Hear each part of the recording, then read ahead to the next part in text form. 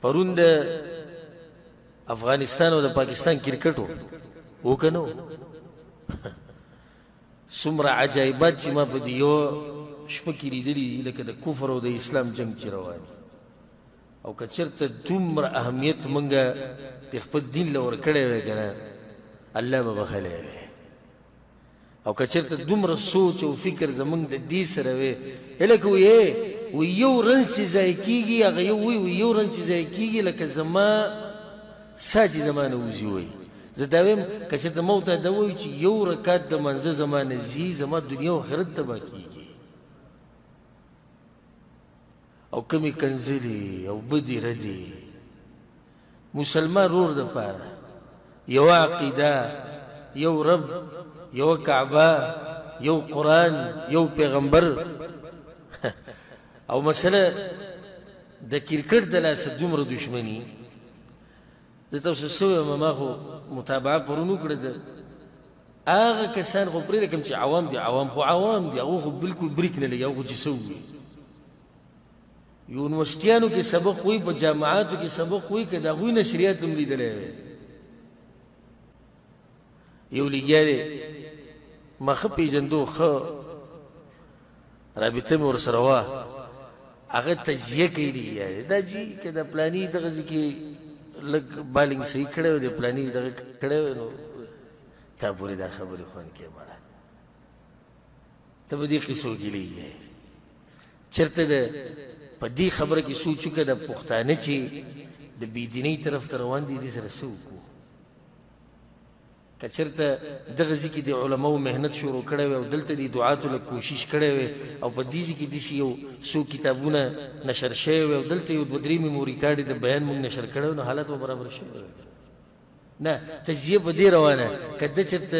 بالینګ بزدار کړی وی او دې بیټینګ ته لږ ولاړ وی او دې لږ مخکې راوتی وی او دې وروسته راغلی وی خو میچ هغه بیا ګټلی شوی میچ دې په تعجب کې ویوړم دا هغه دی چې نوم پې د اسلام او د دین پروت دی چې دا دینداره سړی دی هغه وایم زه عوام خو پرېږده د عوامو خو بریک نه لګي هغه چې څه ووي د یو انسان دیزې پورې د هغه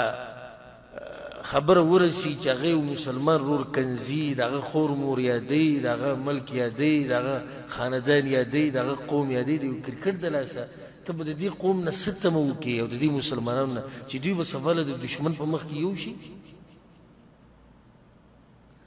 دا زه خو دا یم چې د کوم سړي په لوبو کې دا حال دی سبا له الله دې نه کړي چې که دشمن په دې یو مسلمان باندې حمله وکړم دی به دغه دشمن ملګری مسلمان د مسلمان رور دی کوم ځای ته لاړه هغه خبره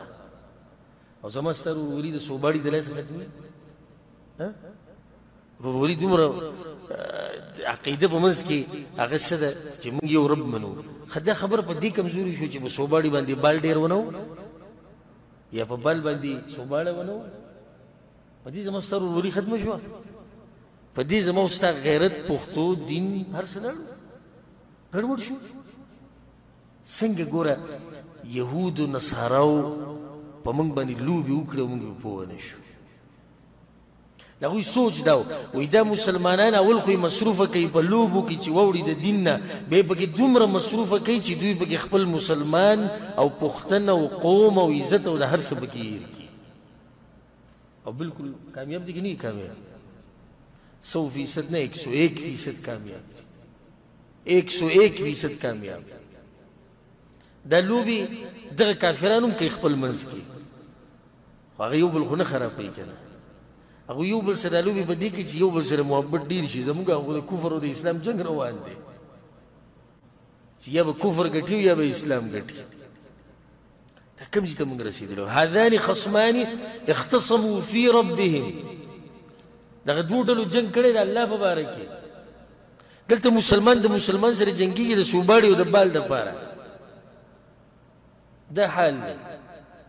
جګړه د مسلمان سره روانه خو د مسلمان سره اخر جګړه پسل په دې دی چې دا میچ دي شو دا میچ کده دا میچ بره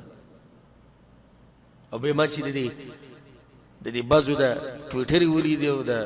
اکاونټ ولیدي چې په انټرنیټ باندې دی هغه یا د داعی نسبت ورته کېږي یا په جامعاتو کې سبقونه وایي پراته دي هغوی لګیا دي باقاعده لکه دوی ته چې دا کار حواله شوی دی چې تاسو به دا نشریات کوئ چې څو رنځه پکار دي او څو نه دي پکار او څو هغه باقاعده لګیا دي ایو ورکړي دي هم هم ښه پېژندو بیا مې ورته میسج هم وکړو ایو ورکړي وایي زما په ژوند کې ټکه توره ورځ نن وه ما ورته میسج وکړو ما صاحبه خبره یې ډېره غلطه کړې ده او شیخ صاحب محترم څنګه یې ولې وي ما توره ورځ خو په ژوند کې هغې به کومه ورځ چې د الله نافرماني وشي هغه توره ورځ هغه د خفګان ورځې چې د عرش والا خبره ونه منلی شو تا پورې دا خبرې خون کوي ته دومره غلو دې وکړه دومره مخکې لاړې په کار خو دا دی چې ته د عوام کنټرول کې چې کوم عوام صحیح د شریعت موږ له د لوبو اجازت راکړې زه د لوبو نه منکر نه یم زما د خبرې به نور څه فایده نه راوباسي بله خبره به ترې نه راوباسي مقصد زما د خبرې دی چې لوبې شتي په شریعت کې خو د شریعت په حدودو کې دننه لوبې شتي خو هغه لوبې چې د الله نافرماني پکې نه کېږي دا خو موږ د الله نافرماني کې راولګېږي هغه مسلې جدا دي چې مونځ پاتې شو او که نه او کنځلې منځلې او هغه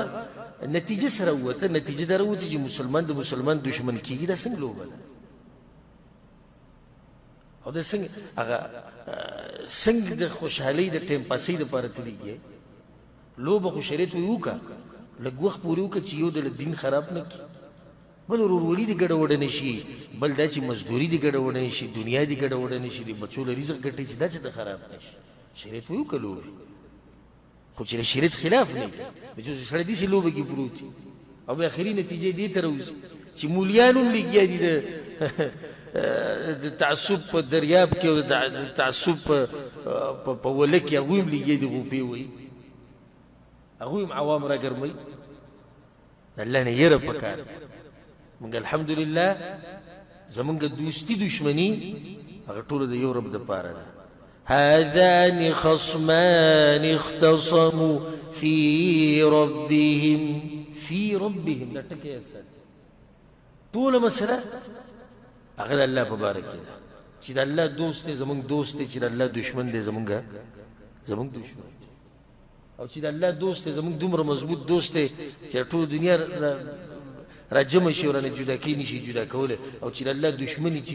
د یو مور پلار پیدا یي که نه او خپل ورور مې او د الله سره یې نه لګي زما ورسره نه لګي پاتې راده چې د پښتون دی او پاکستانی دی او افغانی دی دا لرې خبرې دي چې د یو پلار ورور مور نه وي او د الله سره یې نه لګي زموږ ورسره نه لګي او امریکندې دي او د برطانیې دي او انډین دي او چې کوم ملک یې د هغې دي خو چې د الله سره یې لګي زموږ ورور دی زموږ د سر تاج دی د الله نه یره پکار ده موږ الحمدلله یو مسلمانان یو بیا د هغې نه بعد پاکستان او افغانستان دا د یو بل ګاونډیان دي په یو بل باندې حقونه لري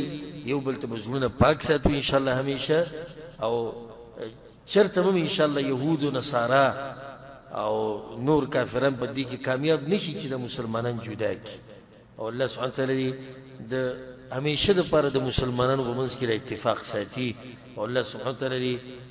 یهود و نصارا او کافران ټول په خپلو چلونو کې ناکامه کړي کوم چلونه چې هغوی د مؤمنانو او د مسلمانانو خلاف